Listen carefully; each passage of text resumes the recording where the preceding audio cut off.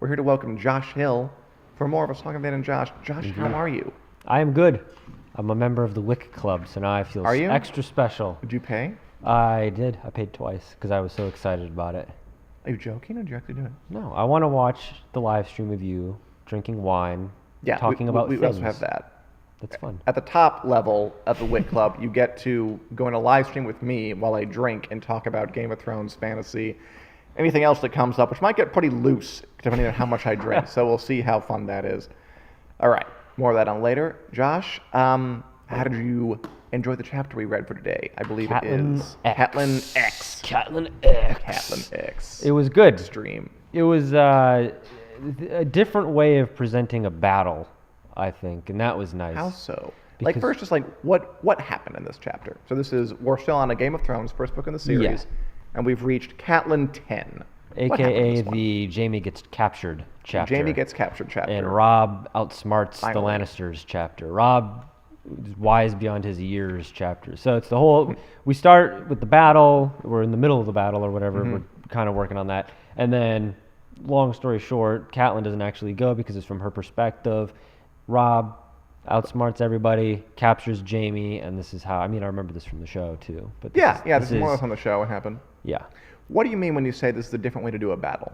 because we heard the battle more so than we saw the battle, which Yeah. is interesting to me, because we've seen or read George R. R. Martin present battles in different ways. From like the prologue even was kind of a battle where it was a very Yeah. elaborately described moment. With you heard like the ice things coming down. Yeah, the and White there Walkers were- slashing yeah. at people. And then with Ned, there was a chapter where there was a very brutal battle there, and then we had the Tyrion. Julie says hi, by the Oh, way. that's right. Hello, hi everybody.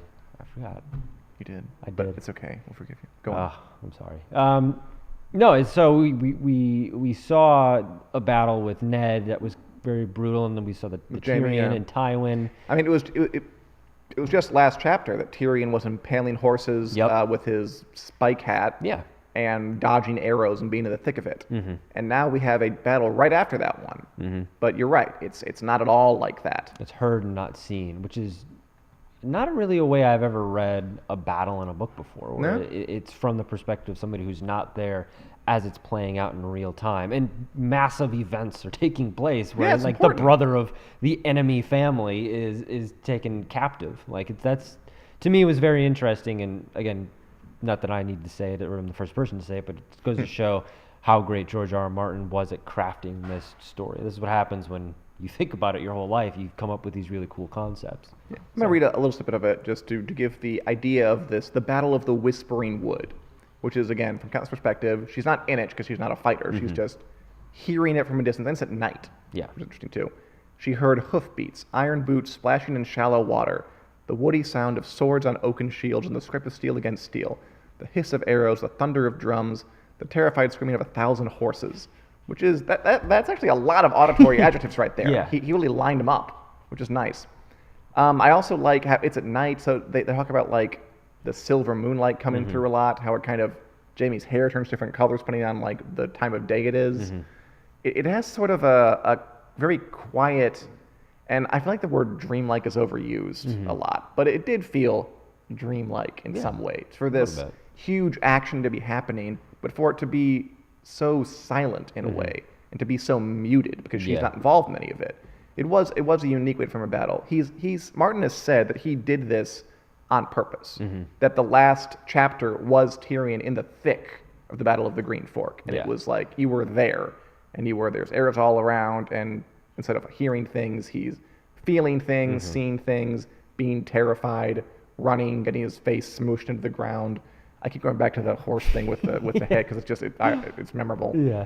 Getting splashed with blood. And he's like, okay, I gave you that kind of battle. This time I'm going to give you a different perspective because I don't want it to get boring. And there's another battle that we don't even see at all. There's a battle where Jamie defeats Catelyn's brother Edmure at River Run. And we just hear about the second hand. Like, oh, he defeated him. So he gives us 3 different battles, 3 different ways. And the idea is not be redundant. You think it works? Yeah, I like it for that very reason, that it's not redundant. There's no redundancy here. There's So redundancy here, yes. There's, again, just the interesting way of presenting a battle from the literary sense here, it's very interesting to me. So Yeah, it's pretty cool. Julie says she was probably thinking that she could do it all better. I'm not sure, but we know that Julie's not a big fan of Catelyn, which that's is okay. true. That's true. I thought it was a unique way. And instead of getting all the sensory descriptors of what it's like to be cut at, the first several pages are just kind of Catelyn ruminating on her life. And there's this pretty long passage about how her life has been a series of waiting for things. Like she waited for her father when she was a kid and he went off to quarter battle. She waited for her fiance, Brandon Stark, when he went down to King's Landing and got killed real good by Aerys Targaryen. She waited for Ned Stark when he went down south to fight Robert's Rebellion. Now she's waiting for Robb as Robb goes off and fights the battle, and she's back here waiting. It's a perspective that I think part of the reason it hits well is because you wouldn't think to show something this intense from a person whose job is to wait for things. Like usually, if you're the kind of action person, you want to go in there and be in the thick of things. And it really does give it a different sort of feel. I like the tone of it. I like the tone of this battle. It does, and it makes me feel bad for Catelyn too, because it does feel like she's on the outskirts of all of these things that is happening. Like the most interesting, as far as like getting her hands dirty in a battle type of thing, is when she had captured Tyrion, and that whole thing was going on. And really, that's a stark difference to It's always happens. to the way that she's presented almost everywhere else, where she's on the outside of all of these things. She's waiting. She's not in the battle. She has to wait and hear the battle, and then Robb comes back with the plot.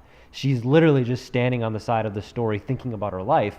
And I think that's maybe a commentary from Martin on, like, female characters in the role of these women books. in these medieval times. Yeah. Like, you're not going to be in the battle unless you're Brienne of Tarth. Like, you're going to wait. That's what you do. And it also highlights, again... Which is what Karen basically said, which is a great comment. Yeah, and it highlights, too, Arya, how she's as tough as nails, and she's the polar opposite of standing on the outskirts. So it kind of adds weight to that as well. It's not for everybody. Here's Catelyn standing out here, and then Arya rolling around in the mud. Right. In terms of the plot, like you said, Jaime gets captured. That's big. This is kind of like the first thing that's like someone's finally going right for the good guys. Yeah. And in 2 chapters, Ned dies, so he pulls that rug out from under us real damn quick. Yeah. But it is nice to see. And I feel like we don't really know Jaime well enough yet to like have this be hugely important. No. Like I remember in the show and the book, like I read it and I was like, oh, they captured him, that's nice. But I don't know, I don't hate Jaime enough at this point. I don't know him well enough to really get like super enthused about it. Yeah. Even like the descriptions of, the way that the hair changes and the different kind of lights and stuff like that were really not It's very poetic. I like meant to think of Jaime in a derogatory way or in a bad way. Like the way he's been described, aside from the incest, I mean, it's just a massive asterisk. Big old asterisk. There's really and the brand count pushing. That, yeah, but aside from that, like we haven't don't like really him, been, but he hasn't really been portrayed Developed, really, I'd say. in a way that's gross or in a way that's like he's definitely a villain. There's this even like the flowery ways that like his hair changes and the color of his hair changes in the battle in the moonlight and this kind of stuff. It feels like there's an underlying current of we shouldn't totally hate this guy. There's romantic elements to him, whereas like Cersei, we very much have had her described as somebody we're not supposed to like. She has an agenda. She's going from X, Y to Z. Yeah, pretty clear cut. Whereas Jaime, it's a little more.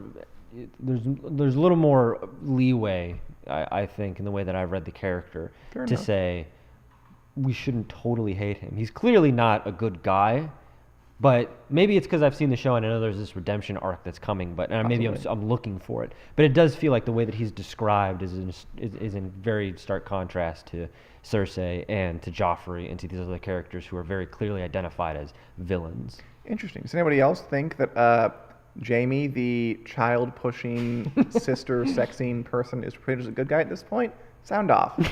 I know it's probably totally valid. I just don't think that I really know him terribly well, and it's hard to feel one way or another about him yet.